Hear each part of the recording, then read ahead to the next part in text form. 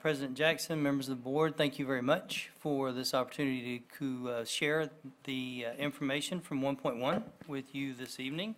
And GPM 1.1, I'm going to refamiliarize you with it before we jump into a conversation about it. The goal progress measure actually reads the percentage of students in grades K through 3 reading on or above grade level as measured by Fort Worth ISD Universal Screeners and Progress Monitoring Tool will increase from one point to another point by a point to be identified. And so 2016-17 was our baseline year for 1.1. So we established targets during the summer as baseline data became available. And so the purpose of this is to update you with where we're making progress from our baseline, and then to discuss with you the efforts that are being made through curriculum and instruction and leadership to address where we see some items that may need improvement at campuses. So without any further ado, I'll turn it over to Sarah Arispe, who will walk us through the GPM targets for this academic year and next. Okay, thank you, Mr. Carroll.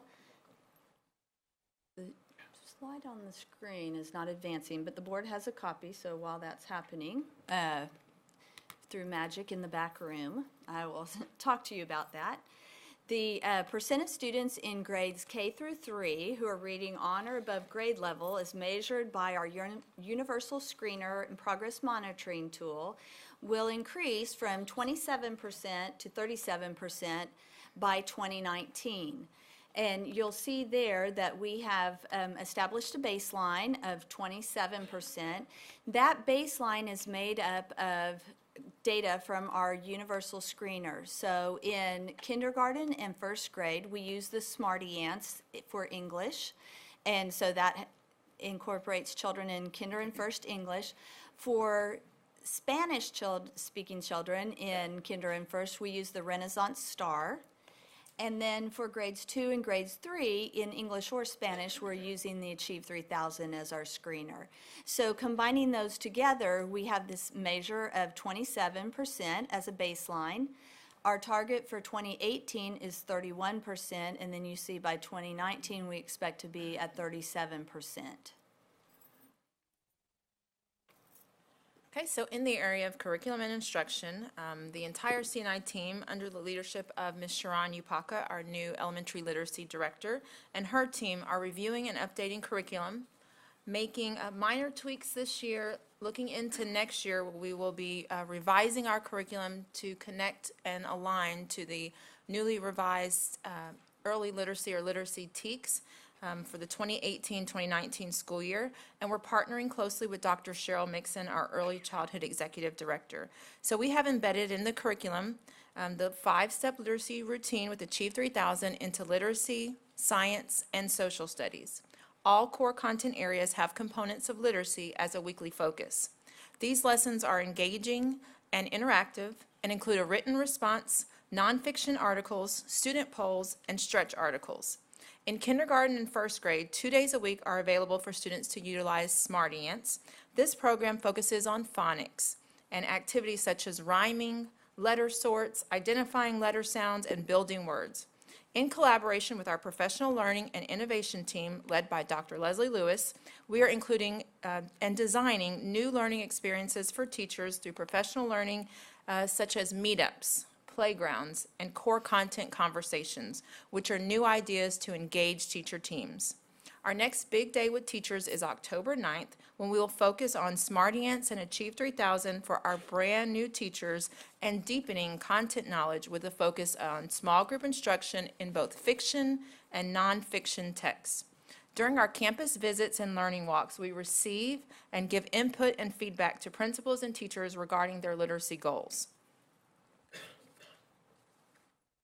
In October, we will be bringing the board all campus improvement plans. The 2017-18 CIP template has been updated to align with board goals and district initiatives.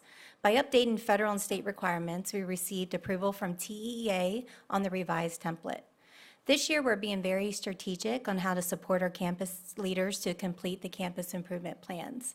In addition to resources and examples of the CIP template posted for principals, leadership held a CIP training for all of our professional service providers, known as PSPs, that are assigned to improvement required campuses. PSPs now can be used as a resource to support our leaders to complete the CIP template. A support session is also being offered on Thursday this week in the afternoon at the PDC, where our curriculum and instruction staff will be available to collaborate with our campus leaders on action steps for particular content areas that address their campus data.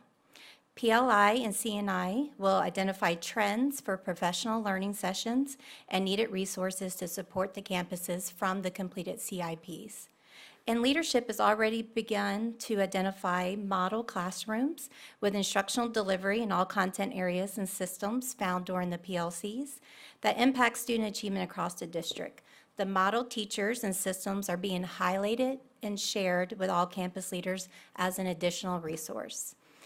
The revised template allows us to compare and track campus data with district goals and also gives each campus the flexibility of adding an additional goal that's aligned to their own campus needs assessment. So this year, we have provided teachers with support to launch their literacy classrooms beginning day one. Starting August 16th and 17th, all literacy teachers received a 3-hour face-to-face session that allowed for collaboration between schools and grade levels. This collaboration is ongoing through campus-level PLCs. This month, teachers are making progress embedding Achieve 3000 into their weekly schedules and connecting it to their overall literacy block. In addition, in writing, as the year progresses, students will be gathering their writing samples in either hard copy or digital portfolios as evidence of their engagement in the writing process and their ability to write in several different genres. Specifically at the K through 2 level, students are writing literary text, which includes personal narratives and poetry, informational text, which includes procedures and reports, and they're composing correspondence such as thank you notes or letters. Speaking specifically to phonics, we are partnering with NIHouse to provide Phonics Instruction, which helps students learn the relationships between letters of written language and the sounds of spoken language. Children are taught, for example, that the letter F represents the sound F, and that it's the first letters in words such as fan, fox, and family. Early skills in phonics and decoding serve as strong predictors of reading success, while deficits in phonics and decoding are the main source of reading difficulties. Our literacy programs support monitoring literacy progress, include reading for meaning, writing, and phonics with ongoing celebrations of success aligned to board goals for early literacy.